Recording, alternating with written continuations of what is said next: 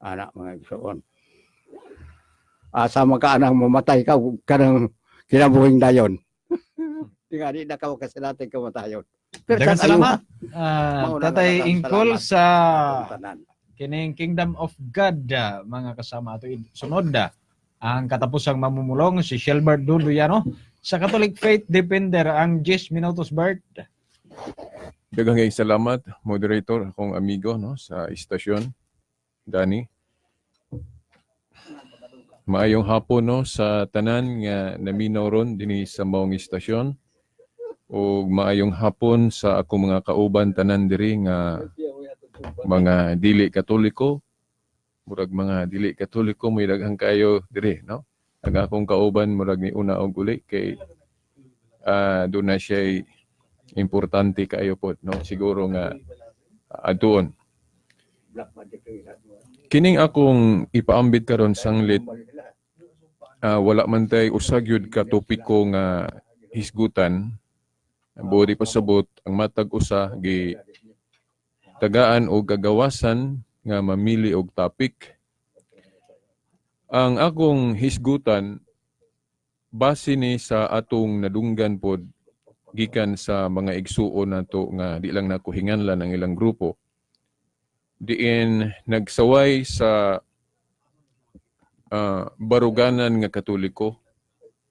Diha gyud particularmente sa kanabang sistema diha sa eskwelahan o kanang tulunghaan ba.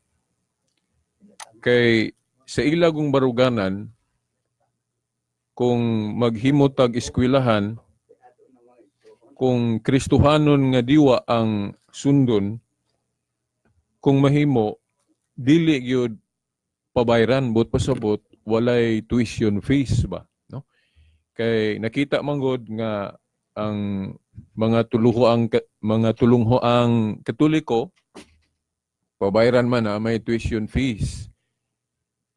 So sa diwa kuno sa Kristohanong pagtuo wala gyud masubay sa Katoliko kanang diha sa mo offer og tulunghaan eskwelahan kay pabayran man na may tuition fees gani mahal pa man gani kayo. Oh. Ang uban gali moingon okay ra man na ay bayad kay masabot man po na pero dili pod anang dako kaayos nga tanan. Oh. Gani no kung mo atong ikumpara barato man gay ng tulunghaan nga iya sa gobyerno kung atong ikumpara sa tulunghaan nga iya simbahan. Di ba? O tinuod ra ba yun na? Ako di ra ba yun ko mo supak ana. Tinuod na, no? Bueno, ingon ani ang atong tubag ana, no? Unang-una, wala man po'y joy, wa gyud po'y mabasa sa Biblia ba nga litra por litra nga gidid anta nga magbutang og presyo diya sa mga estudyante kung mo eskwela, no? Meaning nga mo ato bang butang og tuition fees. Wala po'y exact yun litra por litra nga gidid anta ana. Wa gyud kana bang bawal na. Gani kung atong hisgutan ng usa ka bahin nga kinahanglan po natong tutukan nga kanagong tulunghaan naaman tay mga teachers. Di ba? Natay mga magtutudlo nga mo serbisyo.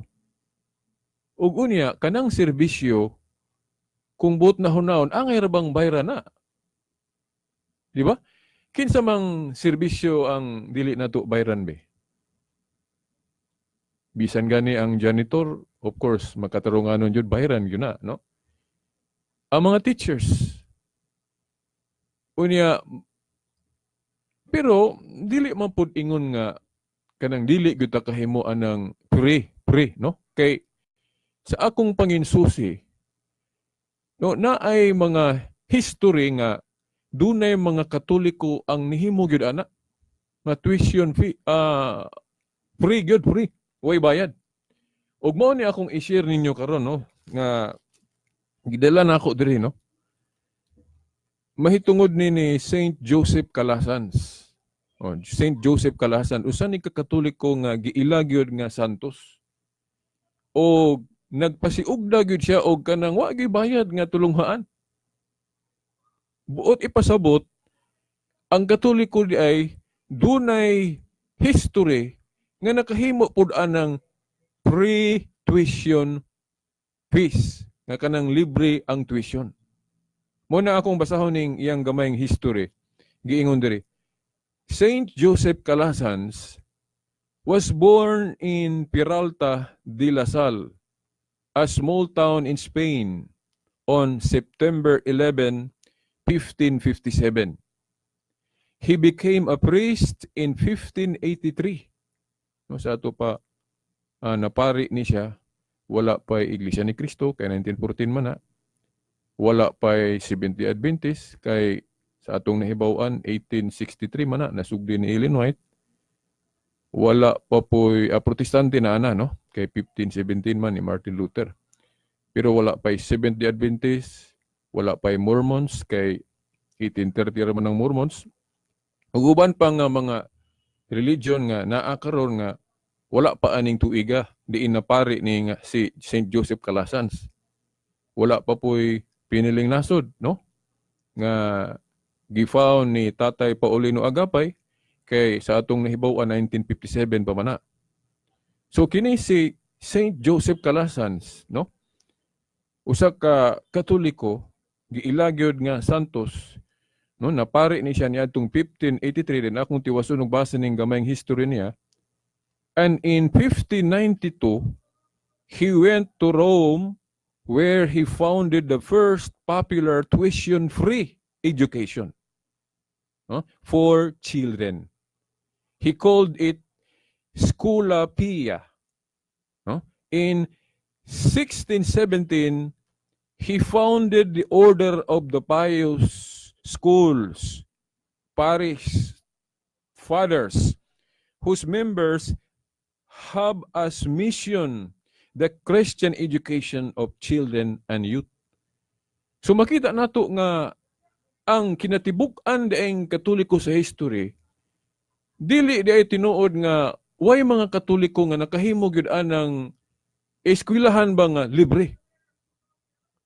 Giingon noon diri for children lang, no? So meaning wala pud magdili ang Katoliko nga kung dunay mga Katoliko nga makahimo gyud ana nga free tuition fees, wala na gibawal. Sa to pa, nagdepende lang na pod sa mga Katoliko nga makahimo gyud nga free ang tuition. Now, pananglit kung magbutang putag tuition fees, wala mo putag gidid-an sa Bible na, di ba? Labi na sa katarungan nga kanang ang serbisyo mahimong bayran man na. Di ba? Kanang giingon sa Biblia nga nadawat nato nga wa ta pabayra mo nang kinahanglan ato pong ihatag nga di pud pabayran. Pero kini lahi maning sitwasyon, serbisyo man nga kinahanglan tukbangan man pud nato. Unya kung atong pangutan-on pud ang mga Katoliko nga mga direktor o eskwelahan sa Katoliko, kung ato po silang pangutan-on, muingon man po sila nga, o kaya na to tuition fees, nga nung dili god. Gusto guta mo tabang. Pero di na ito na makaya, labi nagdaghang kayong mga eskwela. Oh? Unya ang mga facilities, ana, asa man tag ipalik.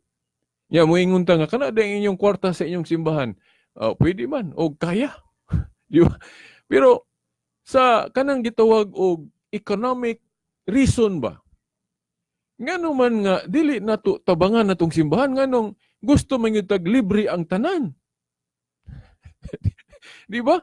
So huna-huna ba nga ang simbahan po dili ra man kay eskwelahan ra po'y misyon. Na may pagpalakaw sa mga kanang misyonary nga moadto sa ubang dapit nga manginahanglan pug kwarta. Na karon og igugo lang nato tanan diha sa eskwelahan. Sa apa man po'y gamito na sa uban nga pagkadako ra ba kay sa galastuan. Di ba? So mao na nga dili tinuod nga ang Katoliko misupak anang free tuition fees kana kung kaya. Pero kung lisod kaayo na, so dili po daotan nga pabayaran na to. Di ba? Na kamuron mga Katoliko, kung kaya ninyo na tuition fees maghimong eskwelahan, mas maayo. Di ba? Nya kanang sa gobyerno god nganong barato na sila kay balo mga na ang tax ila amantanan. May ang tax paingon simbahan, no? Sa atong kuan. Now depende po na sa mahimo. Kay kumbot naon nganon dili man na himuon sa mga pare nga attraction man na kung free, kung kaya, di ba? Kung mahimo na sa gobyerno, diha kay kung ato kung kwintahon ng gobyerno, pundo diha. Pwede mo na sila gali mangutang sa asa, mangutang asa diha, then away ra bayran. Ambot og ang simbahan inana ba po? Pautangan ba sa World Bank og dinagko aron April lang gyud sa eskwelahan. Di ba? Di ba? So, ingon na no, I hope nga inyong 60 segundos, brother. okay, I hope nga inyong nasabtan mga igsuon, no? So, akong balikon lang kay 60 segundos naman, ang Katoliko wala magbawal kung dunay mga Katoliko nga mo-offer og free education kung kaya. Pero kung kinahanglan po nato nga pabutangan yun og tuition fee para mabuhi po ang eskwelahan, daghan galing mga eskwelahan nga nangasirado, wa nay pundo. Kabalo mo na mga igsoon. So, mao na nga musabot pud mo untana. Mao na ang ubang pagtuogod mo na ilang pang-akit free tuition fees di lang nakuhinganlan ha. Pero ang Katoliko original man eh. Now, mga krisis o gunsa pa diha. Now, ato ning tabangan kay mo man ni original. Wa na koy panahon. Daghang salamat. Amen.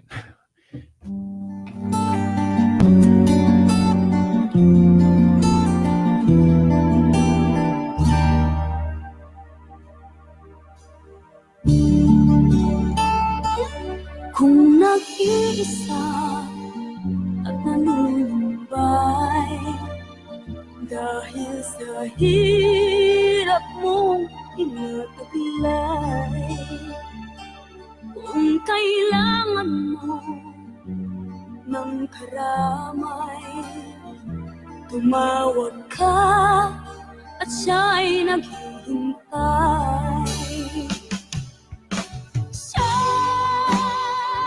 Ang iyong kailangan, sandigan,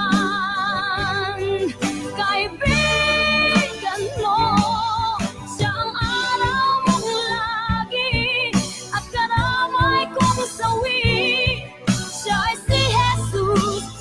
O kato mga kasama, inyo nadugog ang nagkariyang pamahayagikan sa nagkariya usab nga grupo din usarama ang tumong kundi ang pagparingkamot aron magkalahos ta ngadto ra sa kinabuhing dayon mga kasama.